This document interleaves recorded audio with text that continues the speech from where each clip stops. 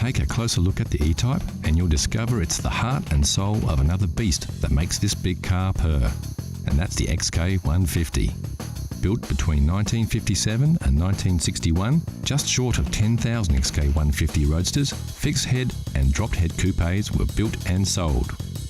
It was distinctively different from its predecessor, the XK140, with its curved one-piece windscreen, wider grille and high wing line along the sides.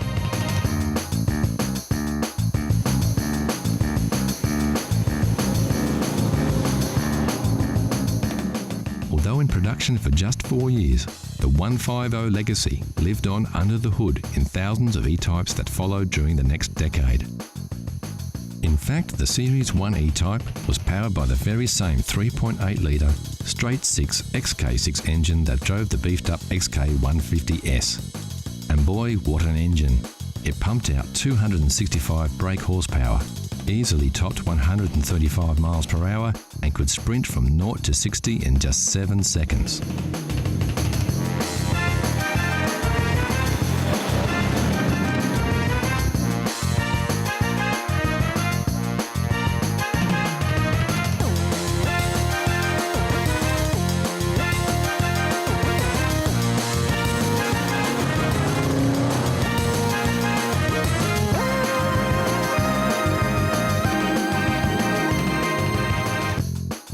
When the 150 launched in 1957, standard equipment included a 3.4-litre twin cam, capable of over 130 miles per hour. But in February of '59, Jaguar added a chrome S insignia, along with triple SU carburetors, a dual exhaust system, beefed-up suspension and larger disc brakes. And the 150 didn't just pack a punch under the hood. It came with a beautiful interior that featured stylish leather throughout. Roll-up windows and door handles were also new features, which until then were not considered essential equipment on sports cars of the day. And the result was a combination of excellent performance and handling with a level of comfort and luxury rarely seen in sports cars of the period. The long flowing lines of the hood hinted at what was to come a decade later with the sleek new styling of the E-Type. But its front end, unlike its successor, maintained a traditional look with classic round headlights, the vertical chrome grille, and of course the famous Jaguar badge.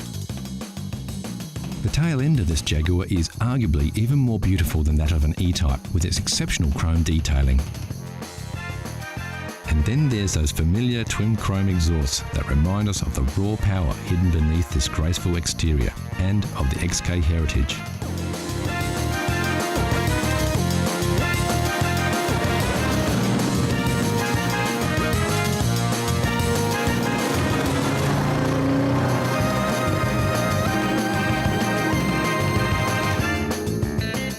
In March 1961, the first E-Type rolled off the production line and into the hearts and minds of the rich, famous and everyone with an eye for beautiful design. And its predecessors, including the 150, were quickly forgotten.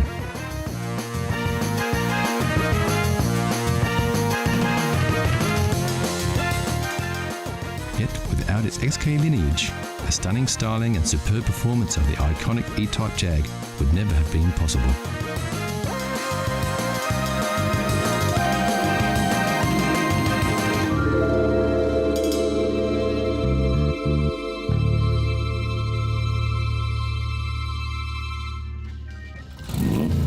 So how well did you go with your first peek?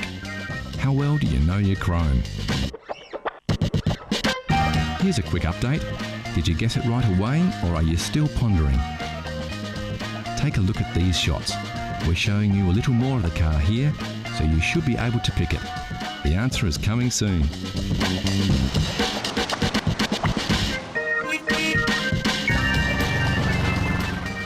Also coming up, not one but two mules bust out of the stables and go for a run on the open road. So how well did you know your chrome? If you said it was an MGT, you would be right. The MGT was a launchpad for MG, establishing the British mark as a manufacturer of quality, stylish sports cars, with the MGA, like the model we saw earlier, following in its footsteps.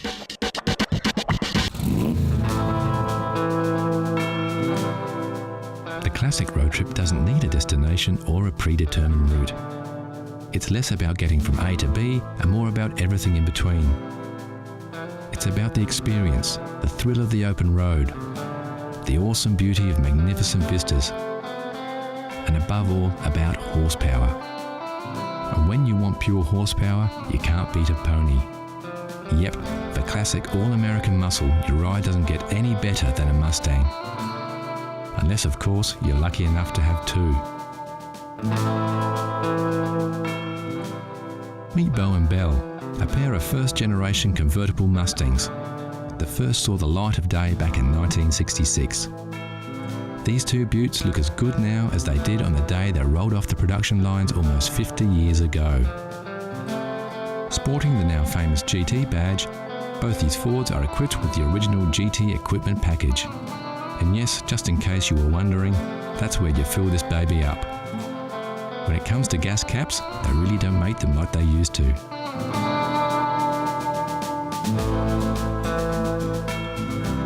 Both these Mustangs feature fully automatic electric soft tops, an original feature built into the car way back in '66. So now that the sun's up, let's get those tops down and let Belle and Bo loose on the open road.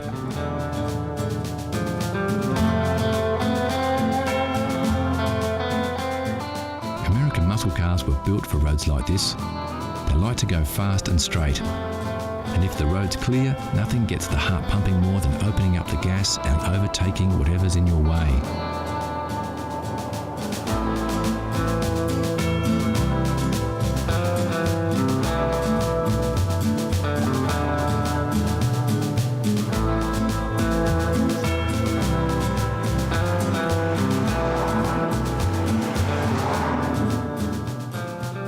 First-generation Mustangs were produced between '64 and '66 and broke all kinds of records when they came out. Over 1.5 million pony cars hit the road in just 2 years, and with so many vehicles out there, tracking down parts is a breeze. It looks like this road trip has taken a quick detour off the beaten track, but as we can see with their short wheelbase and wide track, Belle and Bo look just as good on the dirt as they do on the hard stuff.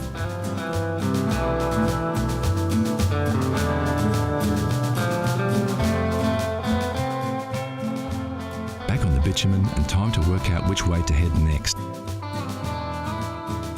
Yep, it looks like due south is as good a way as any.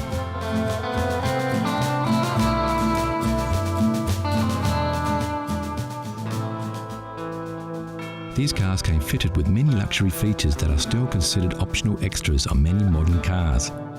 Power steering, disc brakes, and even air conditioning were all standard features on Mustangs of the period. Despite their age, driving these Mustangs isn't very different from driving a modern car. Sure, they won't hug the road and don't have the same kind of turning circle, but in terms of ease, they're just the same. The big difference being that today's cars don't have as much style and charisma. So let's pull over and take a closer look at these two beauties. Both cars have their original pony interiors with those embossed stallions that remind us of their majestic equestrian heritage.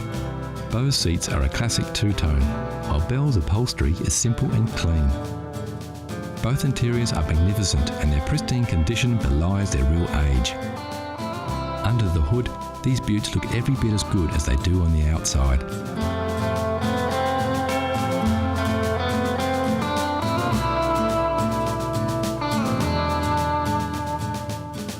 Getting back behind the wheel and hitting the back roads, we can see what makes these cars so special. With their soft tops down, winding their way through spectacular scenery, it's possible to forget that we now live in the 21st century. They take us back to another era, and they do it in a way that only a Mustang can.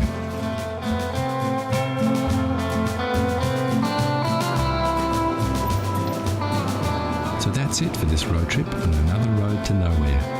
And what better way to bid farewell to Bo and Belle than to watch these two ponies ride off into the distance to who knows where.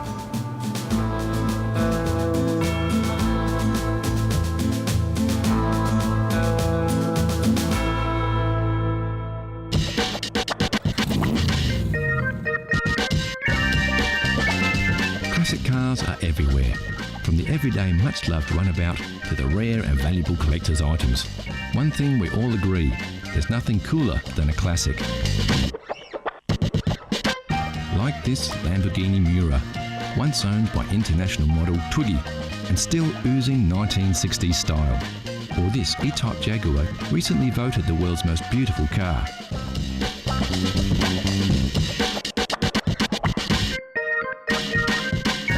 Of course, like you saw in the buyer's guide, you don't have to be rich to drive a classic, you just have to love classic cars.